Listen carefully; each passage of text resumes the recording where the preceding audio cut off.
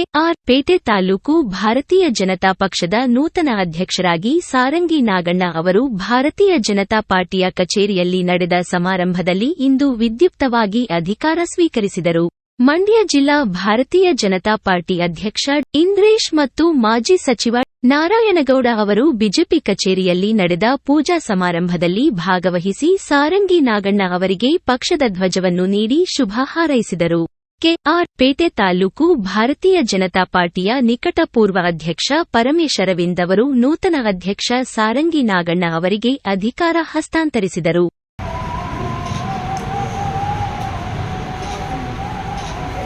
Bharatiya Janata party की बोलो भारत माता की जय, बोलो भारत माता की जय, भारतीय जनता पक्ष के ಕೆಆರ್ ಪೇಟೆ ತಾಲೂಕು ಭಾರತೀಯ ಜನತಾ ಪಾರ್ಟಿಯ ಮಹಿಳಾ ಘಟಕದ ಅಧ್ಯಕ್ಷರಾಗಿ ವಿಜಯಲಕ್ಷ್ಮಿ ಅವರು ಮಹಿಳಾ ಘಟಕದ ಜಿಲ್ಲಾಧ್ಯಕ್ಷ ಮಂಗಳ ನವೀನ್ ಅವರಿಂದ ಅಧಿಕಾರ ಸ್ವೀಕರಿಸಿದರು. ಭಾರತೀಯ ಜನತಾ ಪಾರ್ಟಿಯ ಮಂಡ್ಯ ಜಿಲ್ಲಾ ಘಟಕದ ನೂತನ ಅಧ್ಯಕ್ಷ ಡಾ ಇಂದ್ರೇಶ್ ಮಾತನಾಡಿ, ಭಾರತ ದೇಶದ ಹೆಮ್ಮೆಯ ಪ್ರಧಾನಮಂತ್ರಿಗಳಾದ ನರೇಂದ್ರ ಮೋದಿಯವರು ನೀಡಿರುವ ಜನಪರವಾದ ಗ್ಯಾರಂಟಿ ಕಾರ್ಯಕ್ರಮಗಳನ್ನು ಶ್ರೀಸಾಮಾನ್ಯರಿಗೆ ತಲುಪಿಸುವ ನಿಟ್ಟಿನಲ್ಲಿ ಬಿಜೆಪಿ ಕಾರ್ಯಕರ್ತರು ಬದ್ಧತೆಯಿಂದ ಕೆಲಸ ಮಾಡಬೇಕು.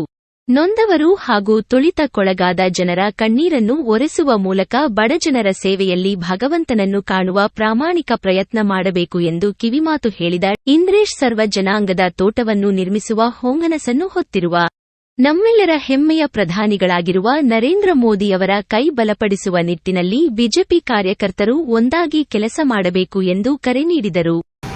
ಇವತ್ತು ಇಡೀ ವಿಶ್ವದಲ್ಲೇ ಅತ್ಯಂತ ಹೆಚ್ಚು ಕಾರ್ಯಕರ್ತರನ್ನ ಹೊಂದಿರುವ ಪಕ್ಷ ನಮ್ಮ ಬಿಜೆಪಿ ಪಕ್ಷ.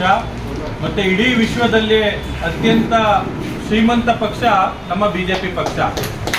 ಶ್ರೀಮಂತಿಕೆ ದುಡ್ಡಲ್ಲ, ನಮ್ಮ ಪಕ್ಷದಲ್ಲಿ ಇರುವ ಕಾರ್ಯಕರ್ತರ ಸಂಸ್ಕಾರ ಮತ್ತೆ ಸಂಸ್ಕೃತಿ ಇದೆಯಲ್ಲ, ಆ ವಿಷಯದಲ್ಲಿ ಇವತ್ತು ಬಿಜೆಪಿ ಇಡೀ ವಿಶ್ವದಲ್ಲೇ ಅತ್ಯಂತ ಶ್ರೀಮಂತ ಪಕ್ಷ. ಬಂಧುಗಳೇ, ಇವತ್ತು ಇಡೀ ನಮ್ಮ ಜಿಲ್ಲೆಯಲ್ಲಿ ಗೌಣ ಪ್ರಪ್ರಥಮವಾಗಿ ನಾವು ಒಂದು ಇಂಪಾರ್ಟೆನ್ಸ್ ಕೊಡೋದು ಪಕ್ಷಕ್ಕೆ ಮಾತ್ರ.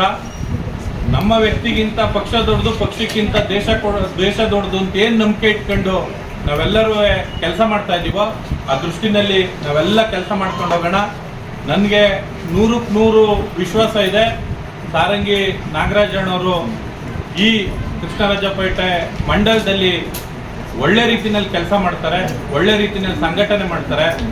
ಆ ದೃಷ್ಟಿನಲ್ಲಿ ತಾವೆಲ್ಲರೂ ಅವ್ರಿಗೆ ಬೆಂಬಲವಾಗಿ ನಿಂತು ಪಕ್ಷವನ್ನ ಸದೃಢಗೊಳ್ಳುವಂತ ಕೆಲಸವನ್ನ ತಾವೆಲ್ಲರೂ ಕೈ ಜೋಡಿಸ್ಬೇಕು ಅಂತೇಳಿ ತಮ್ಮೆಲ್ಲರಲ್ಲೂ ನಾನು ಕೈ ಮುಗಿದು ಪ್ರಾರ್ಥನೆ ಮಾಡ್ಕೊಳ್ತಾ, ನಮ್ಮ ಪರಮೇಶ್ವರನಿಗೂ ಕೂಡ ನಾನು ಅಭಿನಂದನೆ ಸಲ್ಲಿಸ್ತೇನೆ.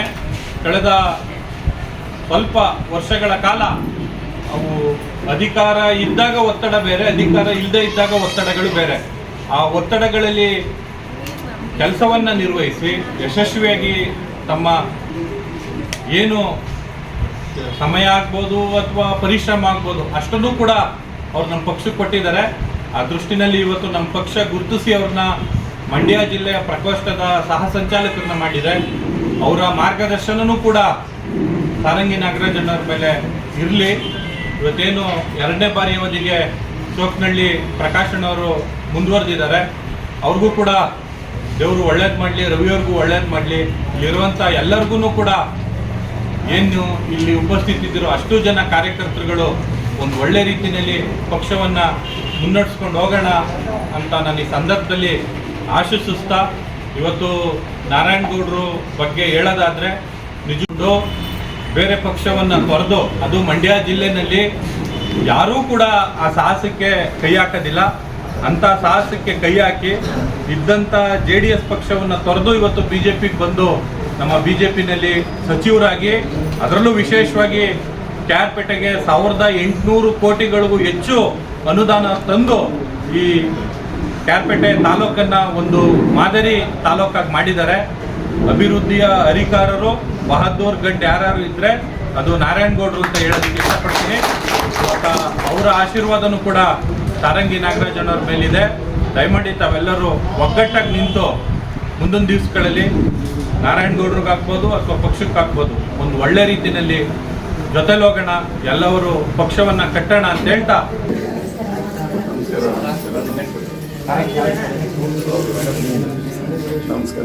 ಎಲ್ಲರಿಗೂ ನಮಸ್ಕಾರ.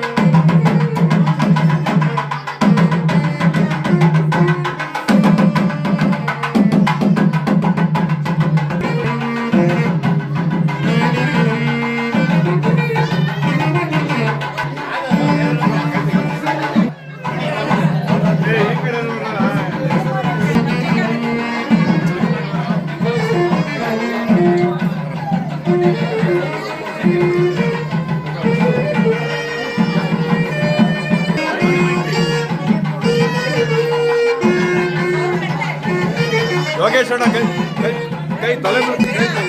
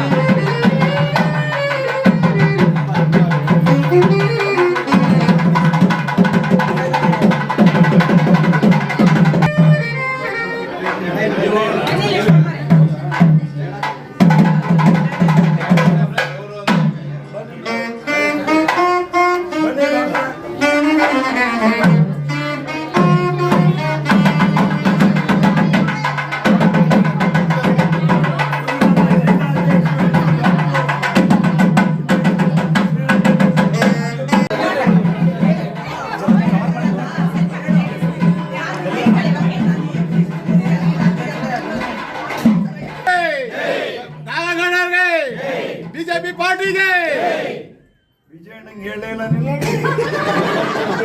ಯಡಿಯೂರಪ್ಪಾಜಿಗೆ ಸೈಡ್ ಆಗೋಣ.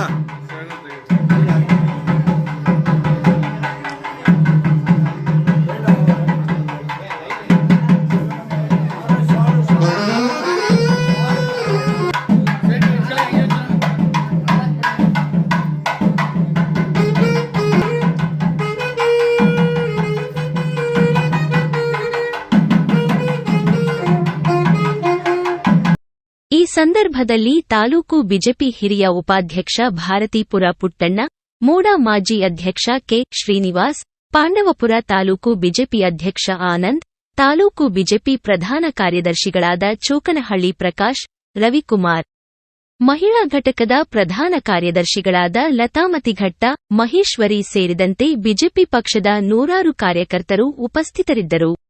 ವರದಿ ಕೆ. ಆರ್. ನೀಲಕಂಠ, ಕೃಷ್ಣರಾಜಪೇಟೆ, ಮಂಡ್ಯ.